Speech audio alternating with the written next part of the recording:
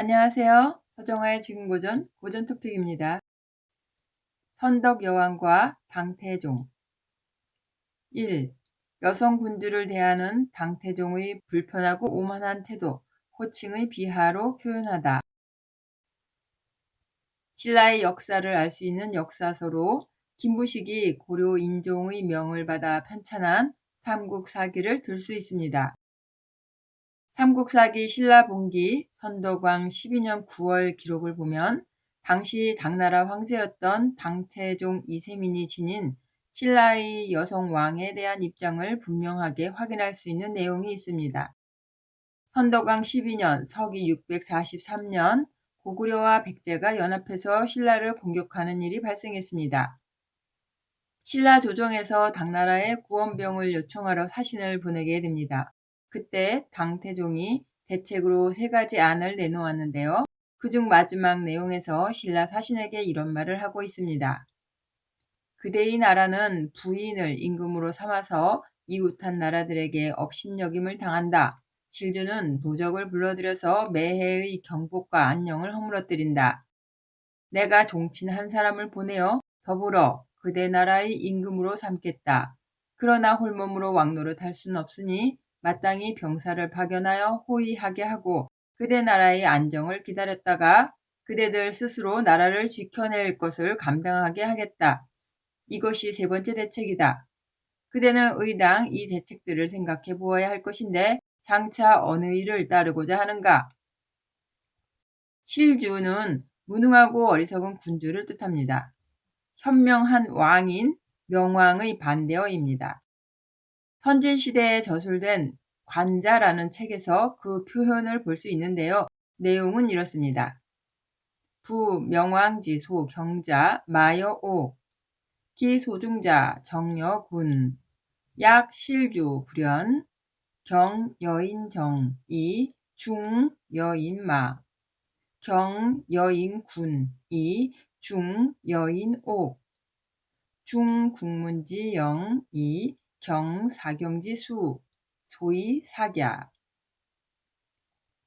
무릇 명왕이 가볍게 여기는 것은 장수에게 내리는 말과 자귀를 하사할 때 내리는 규옥이다. 그가 중요하게 여기는 것은 나랏일을 바르게 처리함과 국방에 필요한 군대이다. 실주 같은 경우는 그렇지 않은데 남과 더불어 즉 훌륭한 재산과 더불어 나랏일을 바르게 처리함은 가볍게 여기면서 남에게 즉 장수에게 말을 주는 일은 중요하게 여긴다. 장수에게 군대를 주는 일은 가볍게 여기면서 남에게 즉 공을 세운 자에게 자기를 하사할 때 내리는 규옥을 주는 일은 중요하게 여긴다. 궁전문을 아름답게 수리하는 일은 중시하면서 국경을 수비하는 일은 가볍게 여긴다. 그 때문에 국토가 깎이는 것이다. 실주가 의미하는 것이 어느 정도인지 실감나는 문장입니다. 신라본기의 선덕왕 12년 9월의 그 기사를 정리하면 신라는 일단 부인을 군주로 삼은 것이 큰 문제이고 그런 부인은 임금이 되기에는 능력이 안 되며 어리석은 사람일 수밖에 없다라는 논리입니다. 사신의 무대응으로 그 자리에서 논의가 더 진행되지는 않았지만 이것은 사실상 당태종이 신라 사신에게 신라국의 안녕을 위해서 그 임금을 이름만 남기고 실권에서 물러나게 하면 어떻겠는가라고 자신의 생각을 확실하게 보여준 것이라 볼 수 있습니다. 이렇듯 당나라 황제가 신라 왕 자격의 성별적인 사안을 황제의 조정에서 공개적으로 문제시해 거론한 것이 이후 신라 조정에서 파급의 방향이 어떻게 전개되었을지 참으로 궁금합니다. 중국 황제가 신라 사신에게 공개적으로 이런 말을 했다는 것은 신라 국내에서 강력한 남성 귀족에 의해 쿠데타가 일어나도 주요 외교국으로서 전혀 문제 삼지 않을 수 있다는 사인을 주었을 수도 있는 문제입니다. 실제로 이 일이 있고 4년이 안 되어 상대 등 비담이 여성 군주는 나라를 훌륭하게 다스릴 능력이 없다. 여주 불능선리라는 구호 아래 반란을 일으켰고 같은 달에 선덕 여왕이 훈거합니다. 그리고 바로 이어서 진덕 여왕이 후계로 즉위합니다. 한문에서 능할 능자는 할 수 있다 없다라는 가부의 문제가 아니라 유능함, 무능함의 문제를 말할 때 쓰는 단어입니다. 사실상 비담의 모반 대상이 선덕여왕인지 그 후계자인 진덕여왕인지 정확히 알 수 없지만 반란을 일으킨 이유가 여성 군주에 대한 거부였던 것은 틀림없습니다. 비담의 반란, 선덕여왕의 죽음, 진덕여왕의 즉위, 또 반란 진압과 비담의 처형, 이 모든 일들이 서기 647년 음력 1월 그 같은 달 안에 일어난 사건들입니다. 당태종이 선덕여왕을 비난한 삼국사기의 그 글은 송나라 때 왕흠약 등이 그 황제의 칙명으로 펴낸 책부원귀라는 서적에도 똑같이 서술되어 있습니다. 참고로 책부원귀의 끝글자를 땅 이름이라는 뜻의 구자로 보아서 책부원구라고 읽기도 하는데요. 저는 거북의 의미인 귀자로 보아서 책부원귀로 읽겠습니다.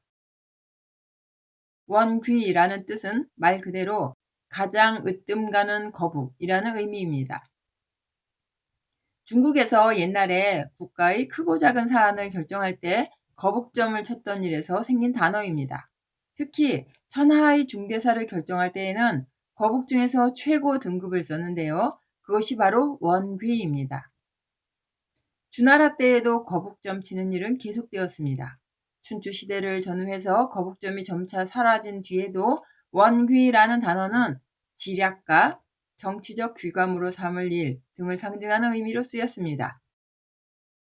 일단 책부 원귀에 기술된 내용을 보면 이렇습니다. 푸른색으로 박스 표시한 것을 읽어보겠습니다. 제왈 이국 이 부인 위주하여 위 림국 경모라 실주는 연군이 미 세휴령이라 아견 일종지하여 이위 이국주하리라 이 자 불가 독왕하니 당 견병 영후하고 대이국안하여 임이 자수하리라 차위 사책이라 이의 사지한데 장종하사오 몇 글자가 다르기는 하지만 내용은 대체로 같습니다. 삼국사기와 책부원귀 기록 자체로 보면 당태종이 신라 여왕을 권력에서 배제시키고자 한 이유는 바로 선덕여왕이 이른바 실주, 즉 어리석은 군주인 부인이기 때문입니다. 그가 여성 군주를 바라보는 시선이 얼마나 오만했는지를 알 수 있는 장면입니다. 중세의 남성 중심 사회 속에서 특이할 것도 없는 생각이지요. 그런데요, 보통 우리는 부인이라는 표현을 그냥 아녀자, 결혼한 여성을 의미한다고 생각하기 쉽습니다. 당시 선덕 여왕이 중년을 넘은 여성이기 때문에 그 표현이 이상해 보이지 않을 수 있겠다는 말입니다. 그러나 예학을 연구하고 있는 저희 입장에서 보면 그 호칭은 한 나라의 군주에게, 그것도 그 군주가 보낸 외교 사신 앞에서 쓸 수 있는 말이 아닌 다분히 모욕적인 표현입니다. 오히려 실주라는 비난은 관점에 따라 그렇게 평가할 수는 있겠지만 부인이라는 말은 한 나라의 국왕에게 공개석상에서 공식적으로 써서는 안 되는 비하적인 표현입니다. 유교 경전 중 하나인 예기에는 고대의 각 지위에 따른 남녀의 자귀 및 직위 명칭이 언급되고 있는데요. 그 내용을 보면 이렇습니다. 천자의 배우자는 후라 하고 제후의 배우자는 지압이 붙자 부인이라 하며 대부의 배우자는 유인이라 하고 하급관료인 사의 배우자는 며느리 붙자 부인이라 하며 맡은 관직이 없는 서인의 배우자는 처라고 한다. 이 글을 통해서 보면 부인이나 처 이런 말이 모두 일종의 여성의 자귀 또는 직위 명칭임을 알 수 있습니다. 우리가 지금도 익히 쓰고 있는 이런 표현들이 직위 명칭에서 유래되었다는 점은 다소 재미있게 느껴질 듯한데요. 한자어로 이루어진 우리의 고유 언어를 한 글자 한 글자 그냥 허투루 볼 수 없는 이유입니다. 당태종인 선덕여왕을 지목해서 표현한 이른바 부인은 이렇듯 일반 관료인 사의 배우자에게 부여되는 명칭입니다. 며느리 부자를 쓰는 부인이라는 표현은 그렇듯 공석에서 여왕에 대한 호칭으로 가감없이 쓸 수 있는 표현이 결코 아닙니다. 외교적으로 선덕 여왕에게 낭랑군공, 신라왕이라는 자귀를 준 그 당사자라면 더더욱 그러하죠. 공도 자귀이고 왕도 자귀입니다. 자귀, 직위의 명칭은 시대와 왕조에 따라 다소의 차이를 보이기도 하고 또 후대로 갈수록 다양해지고 세분화가 되지만 기본적으로 그것의 고저나 귀천이 크게 바뀌는 것은 아닙니다. 이로써 당태종이 선덕여왕을 부인이라고 표현한 것은 모욕적인 언사로 인식해야 함을 살펴보았습니다. 2. 여성군주를 대하는 당태종의 불편하고 오만한 태도, 그림 속 색깔로 표현하다. 다른 사건에서도 당태종이 선덕여왕을 모욕한 장면을 더 찾아볼 수 있습니다. 다음은 삼국사기의 선덕왕 원년 서기 632년 기록입니다. 선덕여왕이 즉위했다. 이름은 덕만이고 진평왕의 장녀이다. 어머니는 김씨 마야 부인입니다. 덕만은 성품이 너그럽고 어질며 종명하고 민첩하였다. 왕이 죽고 아들이 없자 나라 사람들이 덕만을 왕으로 세우고 성조 황고라고 칭호를 올렸다. 전 임금 때, 즉 진평왕 때 당나라에서 모란꽃 그림과 구시를 받아왔는데 그것을 덕만에게 보여주니 덕만이 이 꽃은 비록 빼어나게 아름다우나 틀림없이 향기가 없을 것입니다 라고 하였다.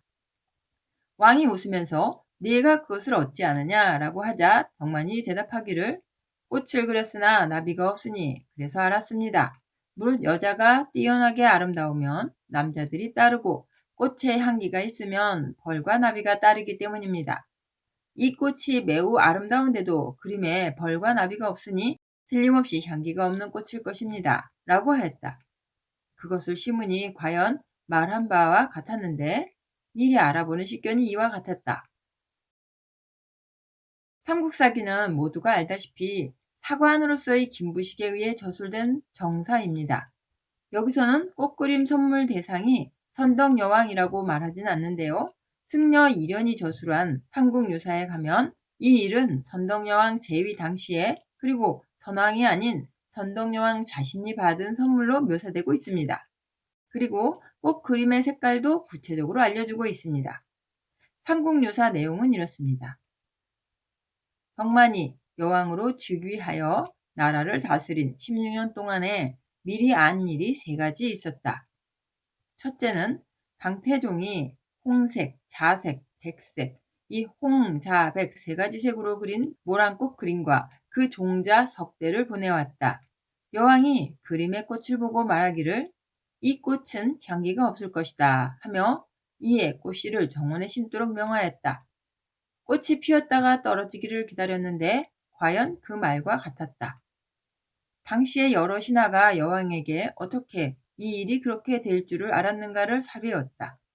왕이 대답하기를 꽃을 그렸는데 나비가 없으니 향기가 없을 것을 알 수 있었는데 바로 당나라 황제가 내가 짝이 없음을 흉본 것이다 라고 하였다. 그 꽃그림 선물을 언제 받았는지 두 역사서 내용이 상충하고 있어서 분명하게 말하기 쉽지 않습니다. 승려에 의해 작성된 외사인 삼국유사보다 정부 관료에 의해 작성된 정사인 삼국사기에 좀 더 신뢰가 가긴 합니다. 삼국유사 기록은 사건들이 흥미로운 이야기로 각색되어 있고 다소 설화적인 모습도 보이기 때문인데요. 비록 그렇기는 하지만 삼국유사 역시 대부분 역사적 사실에 입각한 서술이라고 생각됩니다.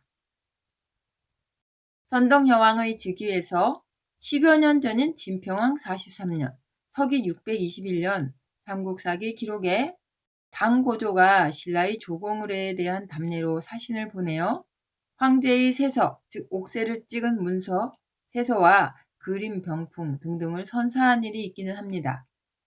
그러나 중국 황제가 타국의 공주에게 직접 선물을 보내는 경우는 예법상 있을 수 없는 일입니다.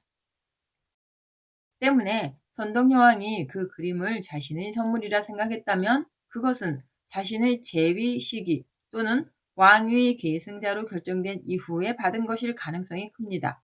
선덕여왕이 왕위에 올랐을 때는 이미 청춘의 나이로 훨씬 지난 때였고 왕위 계승자로 결정된 시기 역시 오래전에 이루어진 것이 아니었기 때문에 이 당시 선덕여왕이 꽃그림 속에 나비가 없다는 것에 대해 민감하게 받아들였던 듯합니다.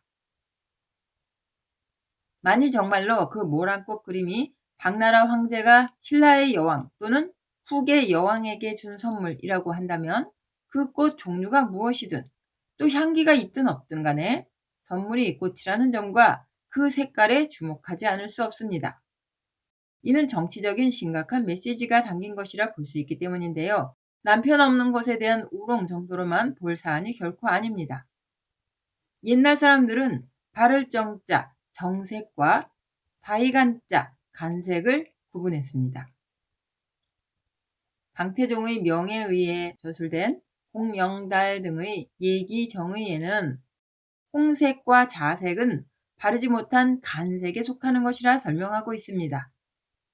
바른 색, 즉 정색은 청색, 적색, 황색, 백색, 흑색을 말하는데요. 동서남북 중앙 이 5방위의 정색입니다. 바르지 않은 색, 부정색은 5방위의 중간색인데요. 녹색, 홍색, 벽색, 자색, 유황색 등이 그것입니다. 후한대 유희가 지은 성명에서는 이러한 간색들은 사람을 홀리는 색이라 설명하고 있습니다. 자색은 흠집의 색깔이며 정색이 아니다. 5색에서의 옥이 파인 듯한 흠집의 색깔들은 사람을 유혹시키는 색이다. 홍색은 진홍색인데 흰색에서 진홍색과 비슷해진 색이다. 바를 정자, 정색은 군주의 복색이고 사이간자, 간색은 부인들이나 소녀들의 복색으로 인식되어 왔기 때문에 임금과 왕비 그리고 고위공직자는 공식적으로 간색을 쓰지 않았고요. 심한 경우 덜어는 사석에서도 기피했습니다. 이렇듯 중국 상류 사회에서 정색과 간색의 쓰임 차이가 분명했는데도 일국의 왕에게 정색인 적색을 놔두고서 홍색, 자색과 같은 간색으로 채색된 꽃그림을 선물한 것은 바로 그 왕이 남성이 아닌 여성이기 때문에 그런 선물은 모욕이라 할 수 있으며 의도된 무례함이라고 볼 수밖에 없습니다. 여성, 음기, 죽음, 해가 가라앉는 방향인 서쪽 등을 상징하는 흰색은 그 꽃그림에 유일하게 포함된 정색입니다. 홍색과 자색은 전통적으로 세간의 꽃과 아름다운 여성성 그리고 화려함의 상징성이 있는 만큼 치장용으로서의 대표적인 색상입니다. 신라왕을 한 나라의 최고 통치자로 생각한 것인지 사랑받는 대상으로서의 아리따고 유약한 여성으로 보겠다는 것인지 그 속에 담긴 의미를 아는 사람이라면 눈을 의심하지 않을 수 없는 선물이었을 듯합니다. 그런 점에서 오히려 그 꽃향기에 유혹되어 날아드는 나비를 그려넣지 않은 것은 신라 군주에 대한 그나마 아주 최소한의 배려였을 듯합니다. 국색 천향 또는 꽃 중의 왕인 화왕으로 상징되는 모란은 혹은 그 이름이 모란이 아닌 여타의 다른 명칭이더라도 이와 같은 묘사어 속에는 바로 임금의 여자라는 상징성이 부여된 것입니다. 이른바 국색 천향, 화왕 곁에 주변의 벌나비들이 마음껏 날아드는 모습이 그림이라면 의미상 그다지 어울리는 조합이라 볼 수 없겠죠. 수많은 벌나비가 날아드는 꽃이든 아무도 감히 날아들 수 없는 꽃이든 공적인 선물로서의 꽃 선물은 예법상 여성 왕에게 해서는 안 되는 선물입니다. 물론 모란꽃 이야기가 사실이라면 말입니다. 이와 같은 합당한 예를 갖추지 않은 당태종의 오만한 선물은 삶의 아이러니 같은 야릇한 복선처럼 보이기도 합니다. 적어도 선덕여왕은 선왕으로부터 후계자로 지정되고 정식의 절차에 따라 왕위에 오른 인물이었습니다. 그러나 정작 그 자신의 땅 중원에서 전에도 없었고 이후에도 없었을 강력한 황권을 휘두르며 황위에 등극하여 15년 동안 섭정 기간까지 합산하면 20년을 넘게 중원을 직접 통치한 여성 황제가 바로 자신의 아들 대인 그 며느리에게서 출현할 것을 예측이나 할 수 있었을까요? 그녀가 바로 측천무후입니다. 사실상 측천무후의 국정 운영 경력은 그녀가 고종의 황후로 책봉된 이후부터 진행된 것이나 다름없었는데요. 그렇게 보면 거의 50년을 중국 땅을 쥐락펴락한 여성이었습니다. 후대인들이 인정한 그 지위는 황후였지만 그녀는 분명 자신의 손으로 나라를 열었고 또 자신의 손으로 나라를 닫은 주나라의 황제였습니다. 후인들은 선진시대의 고대국가 주나라와 구분하기 위해 측천무후 성씨를 붙여서 무씨의 주나라라는 의미의 무주라고 일컬었습니다. 측천무후가 죽고 나서 그 아들이 황제가 되면서 당나라라는 국호는 다시 이어지게 됩니다. 사실 측천무후의 통치는 이후의 유학자들, 이 남성들에게 한중 양국을 막론하고 치욕적이고 다시 있어서는 안 될 조대로 거론되곤 하였는데요. 그러나 무주의 치로 칭송될 만큼 측천무후의 통치는 중국 역사상 결코 수치스럽다고 말할 수 없는 오히려 영광의 치세였습니다. 당태종도 어쩌지 못했던 고구려를 쓰러뜨린 것도 바로 이 측천무후의 영향하에 있었던 일이지요. 그 정치력과 통치력의 훌륭함을 칭찬하고는 싶지만 이 점에선 참으로 많이 씁쓸하긴 하네요. 이상 마치겠습니다. 감사합니다.